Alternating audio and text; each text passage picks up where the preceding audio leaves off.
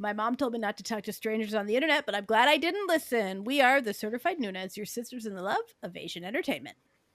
Hi, I'm Amanda. I'm Jessie. I'm Natalia. And I'm Sky.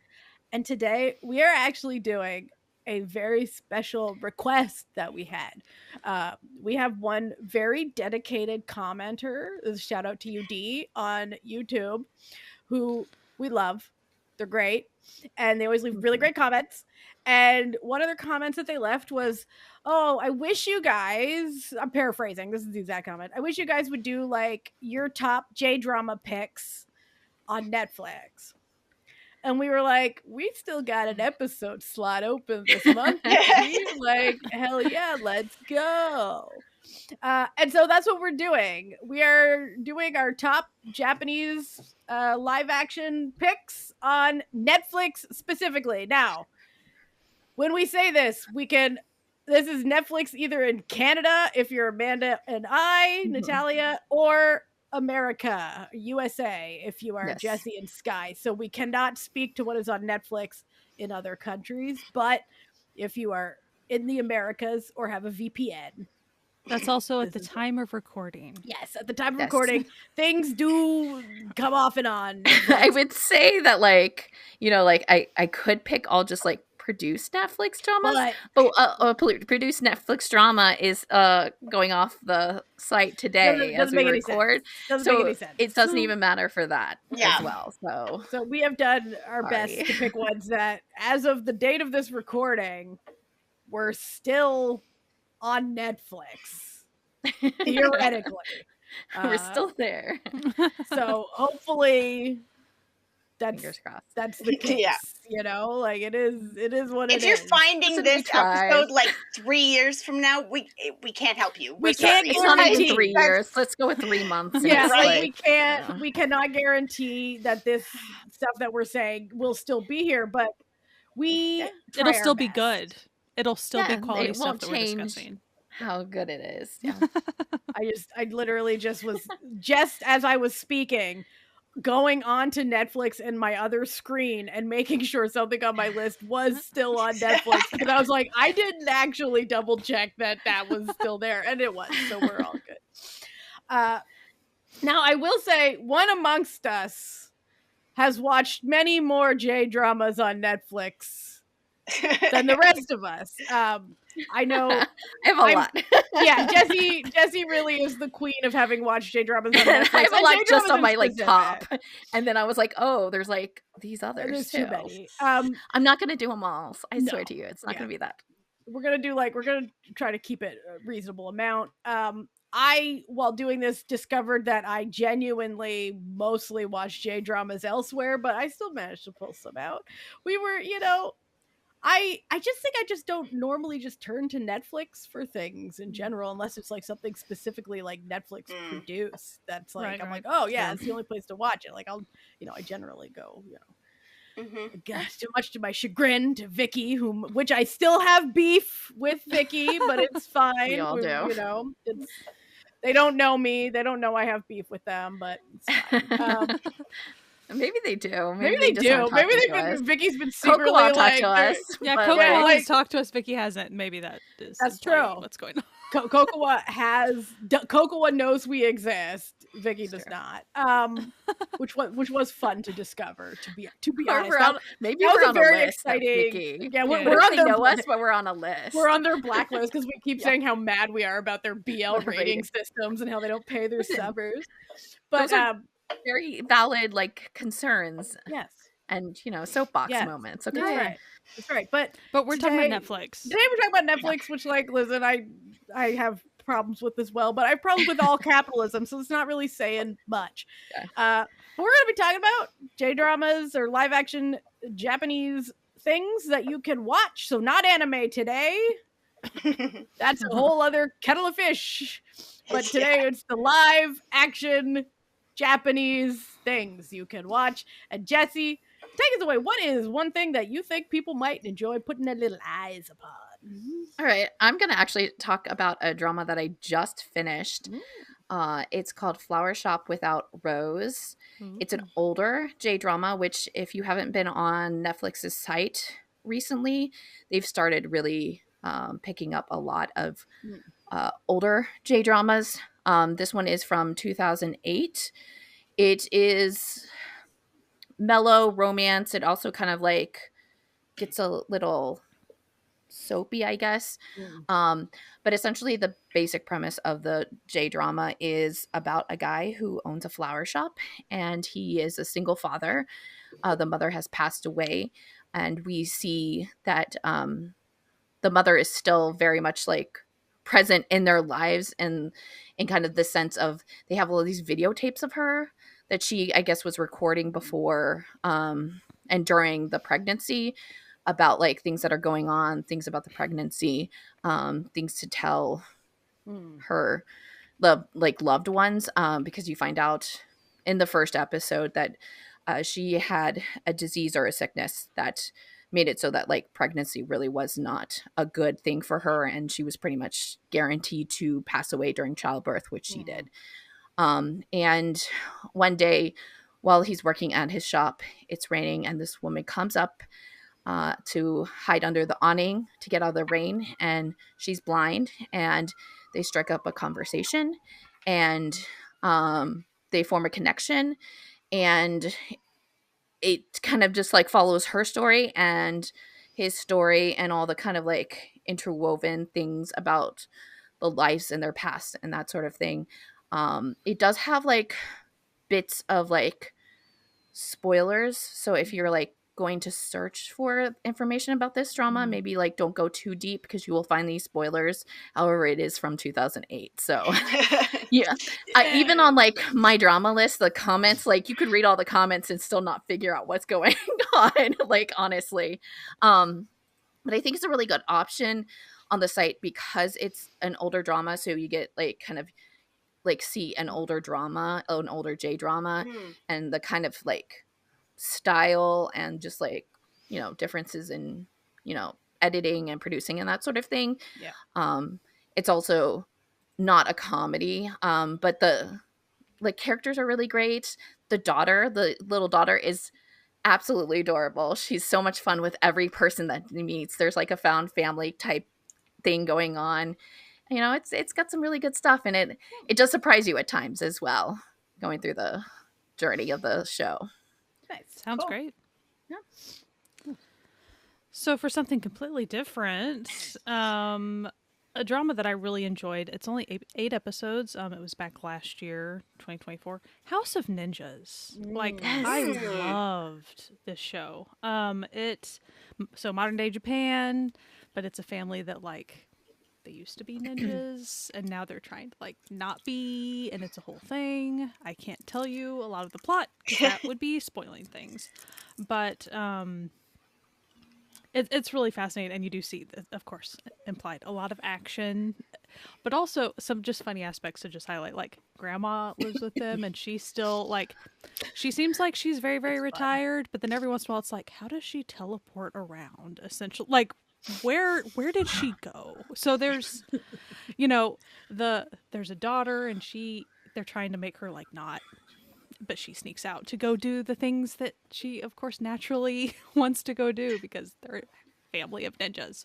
But there's just a really good plot. It's very, very well done. The action's great. The acting is amazing. So like, I can't really recommend it enough. Like if you like action and if you're intrigued by ninjas at all, like it's also it shows the difficult aspects of, you know, they're not like a happy-go-lucky family. They have a lot of inner turmoil amongst them and trauma and all this stuff. And so it's like a lot of meat to a lot of relationship stuff between all of the family members. All packed into 8 episodes, and you're kind of like, how did we get this far this quickly? Like it's really well done. Nice. So that's the real J-drama way. How did we get this far this quickly? I mean, each episode it says is around 53 minutes. I don't really remember like how much that varies or not, but I think I binged that one pretty quick because I wanted to see. I remember you really being into it. Yeah. But there's also some other aspects that I, can't highlight everything because I don't want to tell you what happens. But there's some mystery things that people are trying to figure out and whatever. But it all wraps up. But I really do. What level of violence would you say it has to people who are, sort of? Let me try to remember. I don't think it's too gory. I feel like when they're fighting, it's typically dark, so like it's not like it's. Yeah, it's not terrible. If there's blood, which there might have been, a lot of times it's in very dark settings. Yeah, because I think when they are fighting, it's mostly highlighting kind of the like martial arts side of the fighting. Yeah, and it's not. And I guess I should also highlight. Yeah. It's not like they're magical. I mean, they're still very much people who have just trained really hard, and so they do get hurt, they do get broken, and stuff like that. But I mean, I feel like there was death. I mean, so it's like I can't say. It says it's rated R, like. But that's also like Netflix rated R. Right. Yeah, so it says nudity and violence. It could be There's definitely violence. Like I will Yeah. say that, but it's definitely not every episode. You can't go in even expecting large fights every episode. That's really not the point of what they're doing all the time. Or maybe there was a fight per episode. I didn't pay attention. As far as like how it was you weren't spaced, being to me it made in your diary. They made sense within the story. Like, and that's what I liked about it. That it wasn't just, hey, we're just doing fighting. We're doing really good fighting, but also here's the older son kind of getting a crush on a lady in a diner. Like, we're having normal stuff happening as well. So I liked the balance between all of that, and it really was. There were like little light moments, but it wasn't like hyper comedic ever. So like I liked the tone of it. I thought it was well done. But yeah, action thriller. It says mystery family. Yeah, all of it. That seems pretty accurate. Yep. I thought it was a really easy, quick watch. Like 8 episodes in and out, and they hit out of the park. To me, there wasn't really any slow moments. They kind of kept through what they were doing. I thought it was interesting. Yeah. Cool. How about you, Amanda? Well, my favorite Netflix J-drama is apparently leaving Netflix today, the day that we are recording this. But I'm still going to mention it because they might bring it back. It is a Netflix-produced thing, so they could bring it back. It might only be leaving in North America, maybe where you are listening from. It's still there, so I would recommend you check it out. It's called Million Yen Women. It is definitely something that on paper doesn't really seem to Amanda, but I just really, really enjoyed it. It's very intense. It's a thriller, sort of, not thriller, but like suspense thing. And like there's violence and not like wild amounts of violence. It's not a lot of fighting, but there is some like death and there's like violence in the past and stuff that goes on. But the basic premise of this is that there is this writer who is not doing very well as a writer. He has a very large home that has a sordid past, that he grew up in this home and bad stuff happened in it. And one day 5 different women just show up at his house. They've been invited to live in his home, not by him. Somebody sent them invitations and said, for $1 million a month, you can live in this house and this guy will feed you and keep the house clean. And he won't ask you any personal questions and he won't bug you. And he needs money and he's curious what's going on. So he's like, okay. So there's 5 different women who come into his home, all very, very different, from very different walks of life. One of them is married. One of them is naked all the time when she's at home. She's just naked all the time. I feel that. You know? I love the creative ways they film it. Right? Yeah. Always with She's not completely yeah. Classic capers. There's a high school student in the house. There's an incredibly famous actress living in this house, and then this other woman, just sort of an average, nice person living in the house. Like he's not allowed to ask them why they wanted to live in his house. He's not allowed to ask them any questions about their past or their, get too personal with them. And there's a fax machine for some reason in the dining room that just keeps getting weird faxes every once in a while. And it's like, where are these coming from? I don't know, but okay. And it's a very satisfying drama, the way the story unfolds. And I found the ending to be extremely cathartic and satisfying. So, which is probably part of the reason why I rank it so high for me. The storytelling is just really good.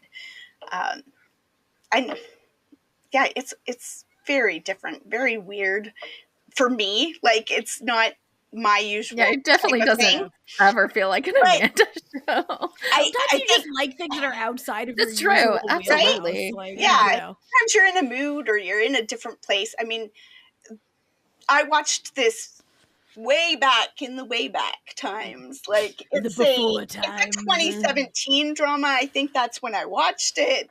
Like, the world has changed, my friends. So things I could maybe handle back then are things I don't seek out now. But yeah, it's very good, very enjoyable. And if Netflix has it where you are, then you should watch it. And if they don't, you should go in their like request page and say, "Hey, bring that back." Where so did I it can go? watch it. Where did it go? I'm just gonna watch it next week. Theirs, so they should just like unbelievable. Yeah. And the main guy is Yujiro Noda, who's the lead singer of Radwimps.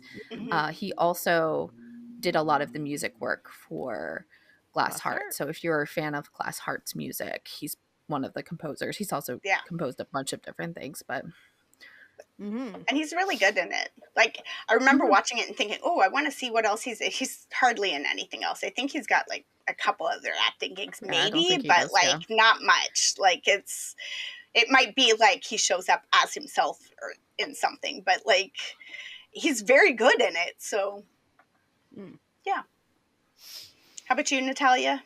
So, to the surprise of literally no one, I would like to talk about An Incurable Case of Love, which is on Netflix, at least in Canada. It's also on Viki too, I think. It's so good though. It's so good. Okay, it's okay. I can't actually articulate why it's good, but just know that however terrible I make it sound, it's actually really good. It has our boy Sato Takaru. That's right, he's back again. The pattern continues. I love how we can always just like connect back things. We're just a broken record. Honestly. It also has one of my favorite Japanese actors, Watanabe Keisuke, in it, and he's adorable in it. But anyway, let me tell you what it's about. So it actually follows a nurse who is played by Kami. I'm so sorry. She has a really complicated name. Kami Shiraishi Monet. I did it. I believe in myself. I tried my best. Who, as like a high school student, witnessed like this doctor like save someone's life, and she was like, "Oh my goodness, I'm going to become a nurse so I can meet him again." And she does. She becomes a nurse, and then she goes to his hospital, and she's like, "I'm going to impress him by how good of a nurse." She's not that good of a nurse yet. She's just like her really first bad nurse. And it turns out that he's kind of a dick. Like he's like really he's a huge piece of shit. Like, he is so mean to everyone, and everyone's like, "Oh, this jagoff," and she's like, no, I know that in his heart he's good, and by improving my nursing skills, I will make him fall in love with me, and by God, she does it. And I know that I'm like really not selling this drama, but when I tell you this drama is so much fun, it is definitely not for everyone because as you hear, like, if this sucks, if this makes you cringe too bad hearing about it, you probably aren't going to be interested. Like, it's a little goofy, but fun goofy. But as I said, my favorite Japanese actor is Watanabe Keisuke, and he plays a male nurse who's just so pathetic and sweet and has beautiful long hair. But he's just so pathetic, and I love him. I love him. He may come back in another one of my recommendations. Who knows? I feel like all of the nurses had like a kind of a really fun relationship. Yes. Like Oh. their working They were all relationship, and as far as lovely. ultimately encouraging each other to become better Mhm. nurses. And so Yeah. luckily she grows because oh my Yes. gosh, She's she needed to. I will say the first couple episodes, the secondhand embarrassment you have for this poor girl. So Okay, you're like, girl, you're in the wrong profession. how did She's you get got- through nursing school? We do not know. She's got pluck. She's plucky. She is cute as hell. She's very cute. She's very sweet, and she's very earnest. And you know, it's very fun. He's an asshole. He has a really fun older sister who's just His great. sister's great. She's awesome. Listen, the show's got everything you want from a nice rom-com situation. It's 10 episodes, like 50-ish minutes with opening and ending credits, so like a pretty standard length show. Did I binge It's that in fun. probably a I couple may sittings? have. Probably. Listen. Do not judge Sky. The stakes and I. were low, man. The stakes very like just like the. You know, actually, there are times where the stakes do get a little That's true. high, but I'm not going to tell you why because that would really be spoiling large plot points of the show. But yeah, it's delightful. I love it. I feel like when it came out, a lot of people really liked it. Yeah. Like, It was on I the would timeline still a lot. rewatch that again because it was so fun. Yes. Would I was probably a get fun cringy all show. over again for some Oh. of it? Probably. And I have such a hard time with secondhand embarrassment. Same. Like I genuinely get so like I specifically remember she was awful at IV sticks. Yeah. She was so bad at them. So But then she practiced on a cantaloupe for a long time and then she got better. So then she wasn't hurting people. But like the best thing about secondhand embarrassment in Asian dramas is that if you close your eyes, you can't hear what they're saying That's anymore. true. Like you don't know how bad it But like, is. but I still know. The problem is I still know it's happening. for Like, it's like, sure. I cannot look away, but I can't. And like you'd think I'd have like I watch so many of those vertical dramas, you think I'd have a stronger stomach for this stuff, but my God, every time I'm just like, ooh, girl, no, please. Well, it's But no, because this show's really fun. she had a lot of failures in order to overcome, ultimately. But you have to, in order to be better, you have to fail first, right? Yeah, that's Failing true. means you're learning something. We believe in failure over here. Certified failures. But no, Incurable Case of Love. It's very fun. Also, you know, it's a little rom-com. There's multiple romances. It's good. It's good. You meet some fun patients. You meet some less fun patients. You meet a psychotic patient for a little while who's something else. But like, it's good. It's a good time. It's a good time. Cool. And if you like that sort of thing, you'll probably like it. All right, Jessie, what's another recommendation you got for the people? All right. So we said we couldn't do anime, but we can't do anime, but we can do live action versions of anime. Amen. And I am picking one that we actually talked about earlier today. I don't think Sky has actually watched it. We were talking about it a little bit. But this is the 2017 drama called Erased, which is based on the anime manga of the same name. It is a very dark drama. It's not for everyone, especially not on this podcast, but I think for a lot of people they will go in. I will say that the anime is a little bit more darker because there's a little bit more freedom because the premise of it is deals with children. So, you know, when it's animated, it's a little bit different, but essentially it follows Satoru, who is played by Furukawa Yuki, who a lot of people know. He was in all the Playful Kiss, whatever the Japanese version of the name is, you know, that series. He's Mischievous Kiss, yes. Mischievous Kiss, yes. Which I think is on Netflix still. I don't know. I have no idea. I didn't look, so sorry. But essentially he is just a guy who's like a manga artist and he's just trying to do things, but he also has this power to like travel back in time and fix things, and he kind of like only has been using it for like little things. So like maybe if he sees like a car accident, he can, you know, go back in time a couple of minutes. But that changes when he goes home and finds his mom. I can't remember very clearly because it's been a while since I watched it. Already murdered, or like the attacker is still there. But essentially that like forces him to travel back in time to when he was a child. And before these really big events happened in his childhood where 3 classmates or younger children in the area were kidnapped and killed. And so he kind of uses the fact that he's traveled back, and in his younger self, he tries to figure out what's going on and who was the person, the perpetrator involved with the case, and try to stop those things to also potentially stop what happens to his mom in the future. So it does deal with children. For the most part, it's him, and he is like doing like a voiceover, but like he's in his like 8-year-old self for most of the time. So it's a lot of like the kids. It's very dark. It's not fun, like in terms of like the subject matter, but I think it's done really, really well. And if you are into kind of like thrillers and psychological thrillers and darker dramas, this is definitely one to check out. I'm pretty positive Netflix also has the anime on their service as well. So if you wanted to watch both, you can. I've watched both. I think they're equally, I like them just the same. But it's definitely darker, but like, you know, a lot of people like darker genres. And I think this is definitely one of the darker shows that you should definitely put on your list if you haven't already.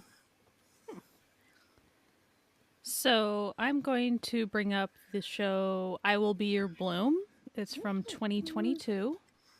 It is about, so it's 10 episodes. I couldn't quite remember. It's about a essentially failed teacher. Like she had a really bad experience, and so she was running away from her profession. And very, very sweet, you know, very earnest person. And she stumbled into a job. I don't even remember how she stumbled into it, but she stumbled into the job of pretty much being the house mom for a Japanese boy group. And she's pretty hesitant at first and all these things, but she's such a positive person, and they're failing. They're a failing boy group. So like they're kind of coming towards the end of their contract, all these things, and they're just not doing so hot. But she's a really positive person, and she's the house mom, so she starts, you know, like feeding them, you know, cooking and all this stuff and doing their laundry, but then also really just encouraging the heck out of them in just like a variety of ways and coming up with ideas to do stuff and like just really trying. And because she believes in them so much, like they start believing in themselves. And it's just really sweet. So like, and it shows all of the relationships amongst the boy group members, because they're all, of course, very different personalities. And do they start becoming popular? I think she made them viral somehow. Like they got a viral moment, and so then their popularity goes on the rise, and so they can hold their head up high versus like the top boy group at the time and all this stuff. That I think that other boy group was like their juniors, and the agents, like it's a whole thing. Like it was a big deal. But and so then they're kind of talking about like, yay, we might be able to have our contract keep being a thing because we're failing anymore. Is there romance between her and one of the members? Maybe. I won't tell you. You'll just have to watch it yourself. The lead gal is played by Honda Tsubasa, and the main, like the boy group leader member, is played by Takashi Fumi. Rude that I have to open. Fumiya, sorry, it didn't want to show me his entire name. Classic capers. You've seen him and stuff before, I guarantee it. If you've watched Jdramas, you've probably seen him around. But I also want to highlight, like, it's in passing and stuff, and it's put in very naturally within stuff, but like they do kind of mention like other sexualities, like just here and there of like the members and stuff, and it's just kind of a thing, and then okay, move on. Like it's not That's just kind of when they're all the members are just kind of having their bro moments and like trying to have heart to hearts about stuff. And they're trying to tell about each other. And then one of them just shared like, this is me. And then they're like, that's cool. And then they just kind of move on. That's great, man. And then just, so I just thought that was pretty cool to have in there. It was like a shot in the arm type of a show. I watched it pretty slowly just because I was like watching it while I was doing exercising and stuff at the time. But it really it's rated G. Like that's the level you're getting. You know, to where like sometimes the worst thing is somebody dropped their cake that episode. Like, so the stakes are high with kind of their career stuff, but aside from that, like, stakes are pretty low. It's usually just relationship dynamics and the infighting of the group is really what you typically get. But in the end, it's always, you know, we can try and we can succeed maybe. So it was adorable. I really do recommend it for anyone who likes, you know, pop music, that type of stuff. I'm attracted to watching music shows, so it was like 10 out of 10 for me. I think it's really fun. Yeah, easy sell for me. So if you like music shows, I do think you should check it out. If music shows really aren't your thing, you still might have fun with like plucky teacher type. Helps lots of young men not be struggling as bad. But it really was sweet. I doubt that it reflects reality in any form or fashion, but it was very sweet. Another one from Amanda. Well, I think my very first J-drama that I ever watched was a 2015 Netflix one, Netflix produced. It's called Atelier, which is French for underwear, I guess, because that's how it's listed on MDL. If you go to look it up on MDL, it's called It's but like, Atelier is someone who makes. Is someone like who a makes crafts that. Yeah, man, like crafts person. Yeah. So it's kind of like, lingerie is the French word for underwear. Yeah, like, that's where it comes from. But. Of course. So, but it's so it's kind of an office drama where the office is a high-end fashion underwear shop creator thing. It's like, it's a shop where you come in, you don't just buy stuff. You come, you look, you see the, you know, I like this pattern and I like this fabric, and they take your measurements and then they make it for you. The main character is a young woman who doesn't really know fashion. She knows fabric. She loves fabric, and but she doesn't really know fashion or like fancy underwear. That's not her vibe.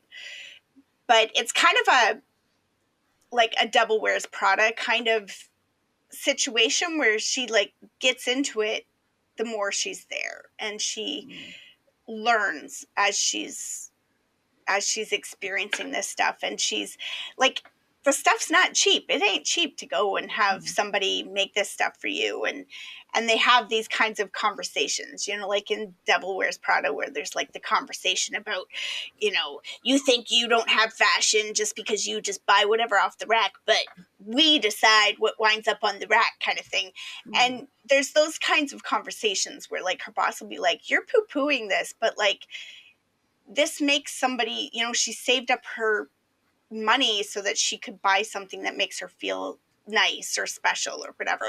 And we respect that. So like, don't poo-poo this kind of thing. It's not the greatest J-drama that I've ever watched, but I did really enjoy it at the time that I watched it. And I think it's a good one if you like office dramas, if you're looking for something a little bit different, a little more unique. I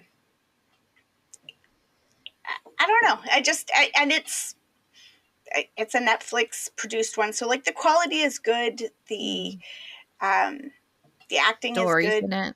Yeah. Yeah. So, that's an easy sell. Like, yeah, exactly. Like it was different for me because I think it was my first Japanese drama, and there is like a difference if you've been watching a bunch of K-dramas. And then I think the first one that I tried watching was Good Morning Call, and I was like, what am I doing? And then I was like, this is not for me. And then I watched a bunch more K-dramas, and then like I've started to realize that like there's a difference between different stuff, and yeah, when I got into it, I was like, oh, like it was the first one where I realized that in a J-drama, just because that's the apparent romantic lead at the beginning does not mean they're going to wind up together in the end. I was like, oh, that's refreshing. J-dramas like to do that, yeah. Yeah, so, but it's good. It's fun. And the underwear is really pretty. There's a lot of really fashionable, pretty looking fabrics and stuff. So if that's the thing I you're liked it into, on that end. Like the sewing bits and like just like them picking out fabrics and talking about different fabrics and tone and stuff. And it's kind of neat because she's so into fabric. Like she's not into the underwear part of it, but she does have something to contribute to this business because she knows fabric. So so as Jessie said before, we're not doing anime, but something that Japan does very well is make absolutely banger live action versions of anime and manga. I know like it's so common in like the West to hear like, oh, they're adapting your favorite book, and you're like, oh no. It's not, it's going to be so different and so bad. That's not the case in Japan. They're like, no. We're just going to give you exactly what was on the page. We're like, going to deliver that person it has this hair color. You're going to get that hair color. It's going to be exactly what you watched it animated, but it will be live action now. And so my next pick, which I may have been singing from the rooftop since 2017 when it first came out, is not a TV show. It is a 3-movie trilogy adaptation of FullMetal Alchemist, okay? Is FullMetal Alchemist one of my favorite mangas? Maybe. Maybe. Was I then, like, when I saw they were making a live action, and like also there's two different versions of the anime. There's FullMetal Alchemist and FullMetal Alchemist Brotherhood. Brotherhood is better in my personal opinion, but that is a personal opinion, okay?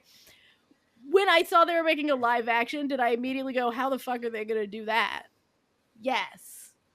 Was I then absolutely blown away with how friggin' good this trilogy is? Absolutely. This was so good, y'all. It is so good. The cast, insane. Okay? Insane. It stars Yamada Ryusuke as Edward Elric, because they all have English names, because that's how it is in the manga. And of course we have Dean Fujioka as Roy Mustang. He's incredible. And it has my boy in it. My boy is in it again, who I was just talking about. Oh, it has Makinyu in the second and third one. Makinyu's in it. And of course, my boy Watanabe Keisuke is in the second one and the third one as well, playing a delightful character that I can't actually tell you who he plays because it's kind of a twist. But anyway, this movie is, for anyone who's never heard of FullMetal Alchemist, the movie takes place in a magical world where there are people called alchemists who can transmute things into other things using special circles and powers and stuff. But it has to be equal exchange. You can't just like make things out of nothing. You can't take and not give. Yeah, exactly. So when there's these two brothers and their mom dies, they're little kids, and they're like, we're going to bring her back to life using equivalent exchange. We're going to get all the things that make a human body, and we're going to bring her back to life using alchemy. And everyone's like, that's the one thing you can't do. You can't perform alchemy on human bodies. It's forbidden. They do it anyway. It goes horribly wrong, as predicted. And then the main character loses an arm and a leg, and his little brother's entire body. This isn't like the first 10 minutes. I'm not giving. This is just like the premise of the show. I'm not giving away that much. I promise I'm not giving away that much. And then his little brother's body is completely like basically absorbed by God. And he infuses his soul to a suit of armor. So then time jump like 10 years, and they now work for the government as state alchemists. Well, he does. His little brother in the suit of armor is kind of just his assistant. And he now has like they have like mechanical arms and shit. It's so cool.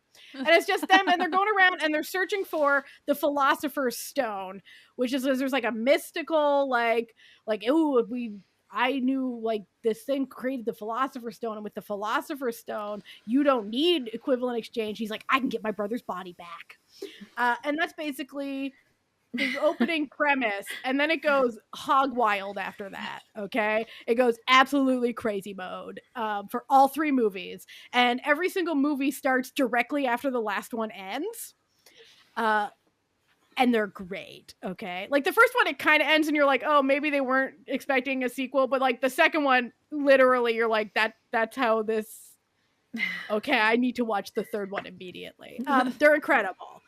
Everyone is doing the absolute most in these movies, and if you like sort of like a steampunk style body horror light metaphysical mystical shit, this is the movie trilogy for you. It is so good. 10 out of 10. 10 out of 10. I just realized I don't even have it rated on my drama list. I've never said that I've watched it like 9 times. I freaking love these movies. I don't understand how this has happened, but literal 10s out of 10s. They're incredible. She's made us watch it, so you should too. I made them watch. I didn't make them watch the whole thing. I made them watch the first one. I feel it was like one of the first movies we watched together too. Yeah, it was like one of our first. Yeah. It was for my birthday for movie night one year. I was like, I'm gonna make y'all watch FullMetal Alchemist because I love it so much. No, so it's FullMetal Alchemist, FullMetal Alchemist 2, Revenge of Scar. And then FullMetal Alchemist 3, The Final Transmutation. And they're all incredible. They're so good. The cast is wild. The special effects are great. Like, hell yeah. Hell yeah. And also it's really nice because I also made my husband watch them because it's also his favorite manga. It's something that one of a few things that we overlap in our interests is FullMetal Alchemist. And he was like, wow, this is like a really like faithful adaptation. Yes, it is. It's so good. Anyway, I'm gonna stop talking about it. But it's a really good way to spend like 8 hours. You know what I mean? Like, it's a good way to spend like 7 to 8 hours of your time if you're into like fantasy stuff. Cool. So, yes, FullMetal Alchemist. Check it out. And then watch the anime too, because that's just like when you raised the anime's also excellent. Go for it. Is that on Netflix? It was at some point. Who knows? We're not talking about it. You know what? No. Well, yeah, we're not talking about it. It's irrelevant. It's one of the most famous animes ever. You can get it somewhere. Find it. This is not a hard find. It's not like this is like some obscure like like little indie anime. It's like only one of the most famous animes ever made. Like, you can find it. It's fine. Jessie, you got another one. I know you got another one. I do. I'm going to pick one that is also on Viki, but if you only have access to Netflix, this is a really good drama, and it's called Why I Dress Up for Love. It's one of my like top favorite kind of like rom kind of com. Like, here's the thing. Jdramas don't like a lot of their rom-coms, the comedy is like pretty subtle. But it's really sweet. It stars Kawaguchi Haruna. She's been in a bunch of different things. She was in that like Spy versus Spy show that I watched. And then there's also Yokohama Ryusei, who is one of my favorites. But essentially it's about the girl who works at like, she works in like advertisement at like they're not like a boutique, but they're like a store that like sells a bunch of different things, kind of like more home type things. So like lots of like nice servers and like things for your home, that sort of thing. And she works in that kind of advertising on the social media side. And so she's always like presenting herself, like she always like makes sure she's like dressed and fully made up and that sort of thing. And she meets who you say is character, and he's just this delivery guy and doesn't really care about any of that stuff. And she ends up having to leave her apartment. She can't find another apartment. So she ends up taking an offer from a friend of hers who owns a big house and rents out rooms, and who's like leaving to go out of the country to go do some things. Like it's just like to travel. So she's like, yeah, sure. I'll like come in, like I'll help like take care of your dog. And lo and behold, guess who is also one of the people who are living there. Shocking. Shocking. Uh-oh. So it's just about like them and just like her like learning to like kind of like let go, and she doesn't have to like be in this kind of like mindset of being just like so perfect. She's not, this is the thing, she's not like a bad character at all. She's like a really sweet, kind human being. So like never in this drama is her like getting like being fashionable and that sort of thing ever a thing that she ever looks down on other people. She just like looks at herself really harshly if she's not presenting herself in that way, and she thinks she also can't like excel in her career and that sort of thing. So it's like more of like he kind of helps her realize she needs to be more true to who she is as a human and not just like what she's presenting to the world. But she's not like, there's never a time in the show where she's like a mean girl or like she's not like there's no like her turning because she's like, you know, like selfish and that sort of thing. So that's like why I really like this drama too, because she's so like sweet and kind. So like everything is just like really nice when you're watching it. And then like all the people who live in the place, they kind of like form, you know, the found family. She has a lot of like really great co-workers because it does show her a lot with her co-workers. So that side is really cute. It's just like all around standard kind of like romance drama, but I think it's like a really good one, and I think a lot of people would really like it. And now that it's on Netflix, more people can access it. Amen. So. Amen. Yeah. It is a good one. It is a good one. I'm sorry if I took it from you if it was on your list. It's fine. I knew you were. No, listen. I knew you were going to, so I like, didn't even put it on my list. Okay, right. Okay, because I can like it's another one. That's the thing. And I said Jessie will mention this one. Right. Sorry, I can just move right past it because I didn't watch it on Netflix. That was the thing. I watched it on Viki, so I was like, no. I mean, move right on. I did too. But it's on Netflix now, which is the important part. But Netflix, yes. So I am going to bring up one that we actually have an episode on, so I'm not going to spend a ton of time talking about it, but I'll talk a little bit about it. Full-Time Wife Escapist. Yay! I would say, like, if someone likes rom-com type stuff and contract marriage type stuff in particular, I would highly, highly recommend you check out Full-Time. Like, automatically, I would recommend, like, easy peasy. Like, please go check it out. Full-Time Wife Escapist. Essentially, the lead gal, she is from, she was a temporary employee. Her job was bad. She got laid off, this whole thing. And so she becomes a housekeeper for this bachelor guy who is very, very engineer-y, like he sees the world in a very particular way. But he's kind. It's just very much a contract, like, I'm just your housekeeper, this is what we're doing. Does that lead to eventually contract marriage situation between the two of them? It does. But what I want to point out about this, it is actually very different from any other one that I've seen in the fact that the way they have discussions about the contract marriage. I mean, I guess other contract marriage shows do talk about responsibilities too. But they talk about pay a lot when they're having these responsibility discussions, like this is what you're going to take care of, this and that. But they actually do talk about like the value of her labor and the things that she should be able to like go do aside from just her labor things. So I mean, the discussions that they have are actually incredibly refreshing, and it's the type of discussions that actually people in real life should actually have about like worth and the value of labor and the value of time off and the value of, do you want to do something kind of different now? Do you want to go have a job? You know, things like that. So the way that, and of course, does a little relationship eventually develop? Yes, of course it does. Of course it does. And it's very, very sweet and awkward, and it's great. If one didn't develop, I'd be like, why did we even do this? Is it nice and slow? It's so slow. So slow. But just the way things are discussed whenever they're having a lot of those discussions. Like, it's, again, we have a whole episode about it.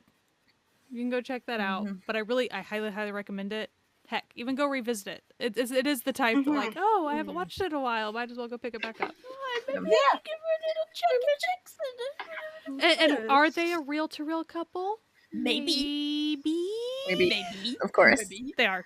We love it. We love it. We can tie it to music because it's Jin Hoshino. Jin Hoshino. Shout out to Jane, my really good friend, who she's like a huge Jin Hoshino fan. She's always like, yes, like anything that he's in, she likes to go check out. So, but I really do encourage you to go. So there is a really cute, like, the opening credits are cute, and then there's ending credits where they're dancing. It's very sweet, very cute. Stakes are usually pretty low. Coworkers are adorable. Like, everything's it's great. Yeah. So go check it out and check out our episode on it. It was fun. Yeah. How about you, Amanda? I just started watching one, and I'm going to mention it because I think it would be a really good one for people who maybe are into that, like, really cozy family weekender, but like 50 episodes feels like a really big commitment for them. So I just started watching Stepmom and Daughter Blues, and it's so cute. And it's the female lead in it is what's her name? Ayase. Let me just check here. Ayase Haruka, who is in Caution Hazardous Wife, which is also fantastic if you can find it. Good luck. But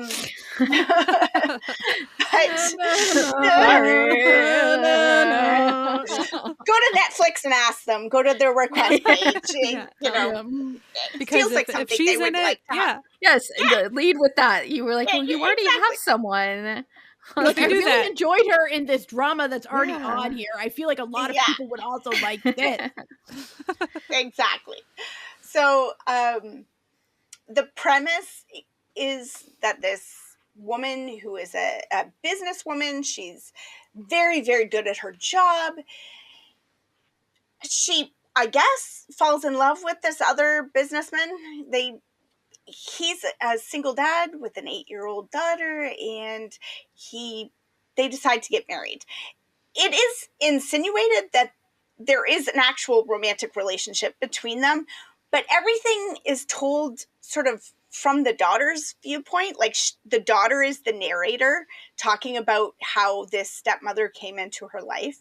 So she doesn't focus on her parents' like romance. That's not the vibe. Is this enemy is coming into my home, and like, I'm not very happy about it. She is not into it. She is not into it at all. Not at all. And it's so cute because it's very like 2 steps forward, 1 step back. Every time the new stepmom sort of makes some progress, she does something else that like pushes the daughter away farther. And the kid is super cute. So just like I said, if you're into that family weekender vibe, this definitely has that kind of, family coming together thing to it. Takeru Sato is in it as a side, like sort of a main side character, but in the first few episodes, he's just sort of like in the background, waving or something, and you're like, why are we focusing on feel this like he'd be random coming person in back the later public? on. Yeah. I think, where they pass him on the street kind of thing. You're like, okay, this one guy they keep bumping into a lot. I think something's happening there. But yeah, I like a cute, family story, and this definitely has that. I'm a little. In the first couple episodes, she's like, oh, this is going really well. She's her business, and then she's like, I'm going to quit my job to be a stay-at-home mother. And you're like, oh, okay. But but part of it is that, and this is just you find this out in like the first episode, like she lost her mom at a young age. And so she's never had that mother-daughter bond and relationship. So she wants to put all of her effort into it. She always puts all of her effort into everything she does. And so now if she's going to take on this role, she's going to put all of her effort into this role now and make sure that she can be the best mom she can be for this girl who she doesn't want to have grow up the way that she grew up without that experience. Yeah, you can tell it comes from a very genuine place that like she really wants to make that a good thing for the girl. It's not just about like her either. It's not that she's trying to make an accomplishment out of it. It really is she feels for the girl type thing. So yeah. And they're cute. They're just all kind of cute together. So how about you, Natalia? So I have another manga adaptation. I mean, that's like a normal thing. To be fair, it's a very different style of manga that was adapted, and that is the 2023 From Me to You. So cute. So cute.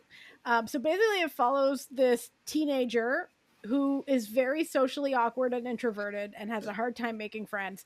And part of the main reason she has a hard time making friends is because she's kind of being like passively bullied by almost everyone at school because they all think she looks like the evil character from The Ring because she has long hair that she wears in front of her face.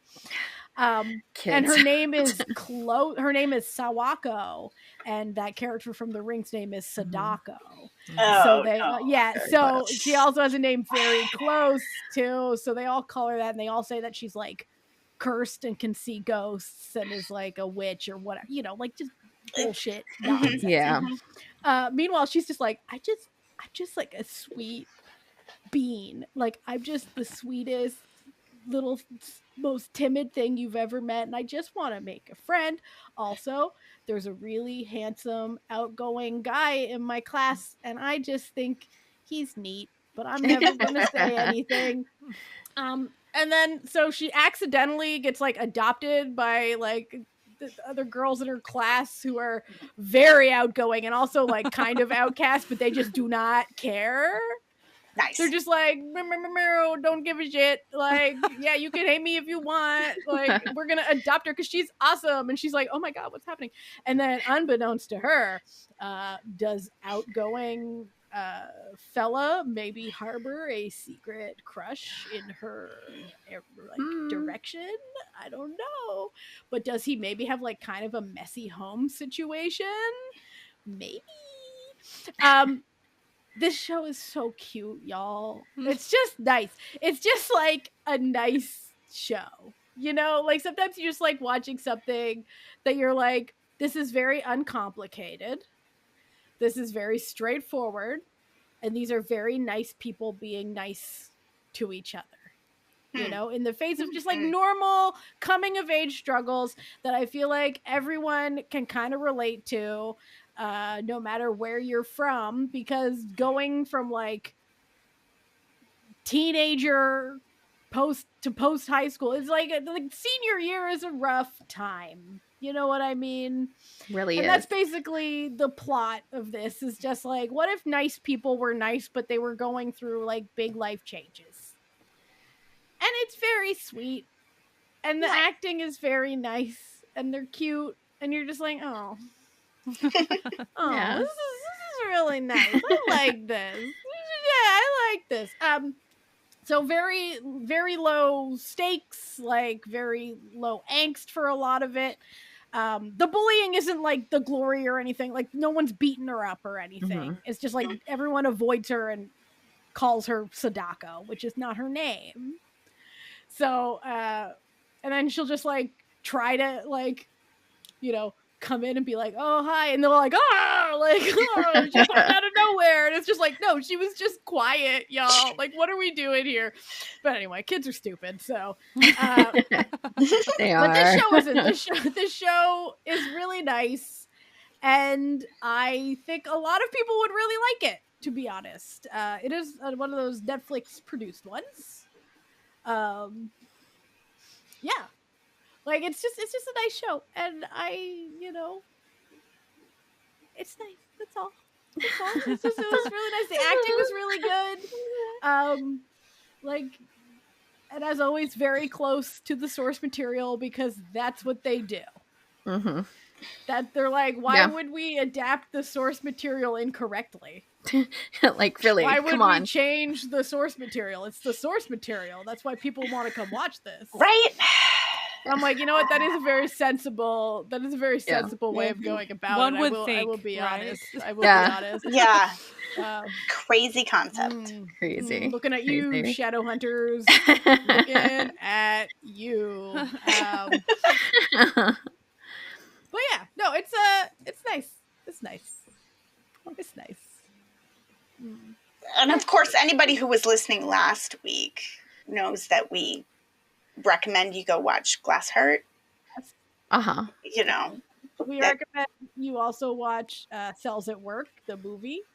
Mm. Well, we had a little, Sato Takaru situation happening this summer. It's just, I mean, He's aren't having we a all? moment. it's just the reality of the situation. Like, I don't know. Yeah. It's, and who knows? Maybe if you come back next week, there'll be a lovely surprise, tangentially, air quotes I related wonder. to that statement. Yeah, we're having a bit of a theme. Yeah, In August, it is. It kind of just happened, When things lead you a certain way, you just go with it, man. You just go with your bliss. You got to follow your energy. You know, it also just makes it easier for us, and we're like, oh yeah, it just like happened, and now we have episode ideas. Okay, cool. Anyway, to our commenter D, we hope this was helpful. Yeah, that we had some recommended. I think we got like a good variety. Yeah. Of options Definitely. and genres. We like to give a little bit of, Are there any other ones that anyone like? Yeah, Jessie, are there any? Because I know Jessie has a massive list. So, Jessie, are there any that you didn't get to say that you're like, man, I really want to be able to highlight? I think Followers is a drama that I want to highlight. I don't know if anybody on this podcast has watched it. Have you? No. It came out 2020. So I think part of the reason why it wasn't like super, it was like the very beginning of COVID type situation. It is a Netflix produced one. It's essentially about a young actress who is photographed by a very known photographer who's like very big, high fashion socialite type person. And that photo is put on her Instagram. And it blows up, and it kind of blows up this young actress's life because she gets super popular about that. And so it's kind of just like more focused on like social media and the difference between like younger 20s in the fashion entertainment industry and 40 plus that have been in this industry for a very long time. And so everybody's very like fashionable, and like all the colors that go into the cinematography of the show is that way. It's all just models and stuff. One of the like older characters, their mom is super into Monsta X. And so they talk about like she goes to their concert and like shows all the things that she got at the concert. It's like really fabulous. And I think it's one that like not a lot of people give a chance to. And I never see it personally come up as like a thing for me to like go check out, which it's kind of sad. Like things that I've already watched always show up on like the top lists and that sort of thing. But the Mackinac, if you haven't watched that as well, that's a really good one. It's sweet, low stakes, slice of life, really about looking at really good food and more about like Japanese culture. I think there's others too, but I think that like gives a good genre like mix. Good selection. Yeah. We did that episode on First Love. Yep, that's true. And I mean, we have First Love. That one's so good too. Yeah. I do want to give a shout out to a movie real fast. Godzilla -1 is on Netflix. Guys. Oh, that's true. Yeah, like there's some really we good have a movies. Godzilla episode, so check that out. Yeah. But like Godzilla -1, and they also have the decolorized version. So like you have your pick of which one you want to watch. Get it really, is really good. into the vibe. Yeah. So we hope this was helpful for people wanting to know where to start on Jdramas, and if you just got Netflix. We came to help. We had a heartfelt question that someone said, "What are your recommendations for Jdramas on Netflix?" And I was like, "This is too much." Oh, I am going to also throw comment. in one last one. Just like I know a lot of folks who Alice in Borderland is one that'll probably pop up in suggestions for certain people. So like. I didn't even like put that down. It's definitely my top one. That was on my list, but I just like moved it to the end for I had to talk about. I was like, okay, like take it away, Jessie. You have way more. Yeah. No, like I mean, if you like thriller and horror and games of violence and death, that's your jam. Like it's perfect. But like I tried to like make it so it was a little bit different, so it was a little bit more in kind of different genres, because I think a lot of people do only think of Alice in Borderland when they think of Jdramas on Netflix, and there's so much more, and not just the ones that they're putting out because they have the partnership with TBS, but like they've been producing Jdramas for a while, and they've definitely like kicked into more money put towards it, but like they have been putting it on the site for a really long time. So it's not like a new thing for Netflix to have actual produced dramas. And they're like wide variety. You've got stuff that's like, He's Expecting, which is like a guy who gets pregnant, but like it's really heartfelt. And then there's like others, like people with issues with like relationships and just like all these other things that are produced by Netflix. So like there's a lot on this platform that I think not a lot of people are searching for. There's even some reality like for folks that yes type of thing. Yeah, I don't like watch a lot of variety stuff on Netflix much anymore, but yeah, definitely there's a bunch of that. I think maybe because of how harder it is to find J-dramas, or just like nothing that's Korean, because you're just in the international category, which international means that like you're also getting like which is like great, but it's also that means like you're sifting through hundreds of like Spanish dramas as well. So and like all French, these different ones, French and African, and like it's all great. But if you're like looking for a specific, it's really hard. But you can find codes, because like Netflix does attach genres to codes, and you can put that into your search bar. Also, just when you're searching, like click on something, and when it highlights up, look to your right, and it'll have the categories for it, and you can it's a hyperlink, so you can click on Japanese and it will bring up Japanese. It's not the entirety of it, because they kind of sucks on that, but like it's and still more. It definitely throws in some K dramas and C dramas too. Like it definitely does. It does, but it's definitely like better than like you going through thousands of titles in the international category. I wish they would make it easier now, because so many people on Netflix are only going for specifics. Like I want it specific for everybody. Like if you are looking for French dramas, I want you to be able to click on French dramas. Yeah, like when you're clicking those hyperlinks, like if you say French dramas, like it should be strictly like that is all and it should be all all of them. Literally just have like a world map page, and you can just click the country and it brings up that would be an actual helpful that would be amazing tool. But listen, helpful tool and capitalism, don't get me started. They want to make things more user friendly for people. What are we? They're customers. But this has been a fun episode. This was a fun episode. Yeah. See, we And can do hopefully a second y'all found episode it like fun, this too. too. Yeah. We can do that. Who knows? Yeah.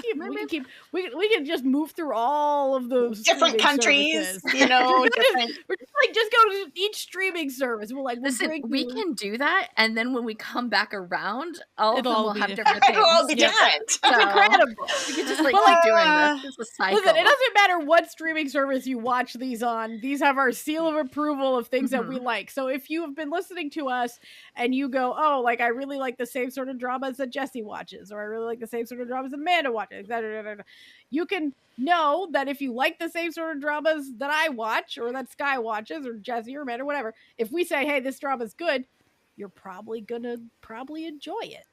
So we hope that this is helpful for people, because that's really, we just want to connect people with dramas they will enjoy.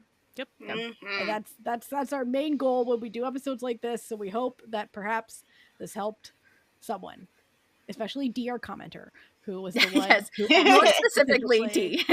specifically who asked us to do this. I don't even think she like asked us to do it. I think it was just like, hey, I wish I knew what dramas like we You're like, can do we got that. Say less. Say We less. got you. Do that. Mm-hmm. Anyway, we hope you have a fantastic week this week. That's right. Mm-hmm. I'm in a really good mood because the heat wave just ended where I am. So Knock on wood. Dying. Gang, gang. So I've been like really feeling great about that. And I'm hoping that energy exudes to everyone else who listens to this podcast. And if you are listening to this podcast, did you know you can listen to it wherever podcasts can be found in audio and in video? It's on youtube.com. You can just search Certified Noonas and we will come up. If you want it in video, you can also go to our website, certifiednoonas.com, where I have put up the audio version and somewhat recently have started putting up the video version there as well. So you could just go there and watch it there. It's great. We've made it so easy. Our website also has time codes and links. So like I will, even though you could just go to Netflix and search for any of these titles, I will have individually linked them to make lives easier for people. So hopefully that's something that people do enjoy. And for the people who clearly do enjoy it, they went over to patreon.com/certified Noonas and join the Certified Found family, which are people who support this podcast. We do put out things for free, like our main episodes, always free. But some people are like, you deserve a little extra for all the 7 years of work you've been consistently putting out for us. And we also do little mini episodes every once in a while. We do a movie night every night. Not every night. Jesus Christ. No. A movie night every so much. month. My God, I never get anything done. No, there's not enough movies in like that we could do. We do it on Discord. You can join our Discord There's too. not enough hours. Yeah. The link to the Discord is usually on our website. It's a chill place. And you can find us on Blue Sky and Instagram. Those are our socials. So anyway, yeah, we hope you have a fantastic week. Mm-hmm. And as always, you might have noticed I have a little bit of a cold, even though I do the following things, which is wash your hand and wear a mask. But I was around children. Our little germ factory, so they got me again. But anyway, we hope you do those things, and as always, keep enjoying some Japanese dramas, maybe the ones that we recommended on Netflix. All right, not sponsored. We're not sponsored by Netflix. I realize that we have to also say that in this world. This is our own opinion. Netflix don't pay us shit for this. Okay, we're not sponsored. Sadly. We're not even on their like no one's media sponsor us are the list. Found family. They're our only sponsors. Mm-hmm. That's it. Mm-hmm. We love Anyway, them hope most. we love them. Heart, bigger heart. We love you all. Have a safe week. Enjoy yourselves and keep enjoying Agent Entertainment. We'll see you later. Bye. Bye.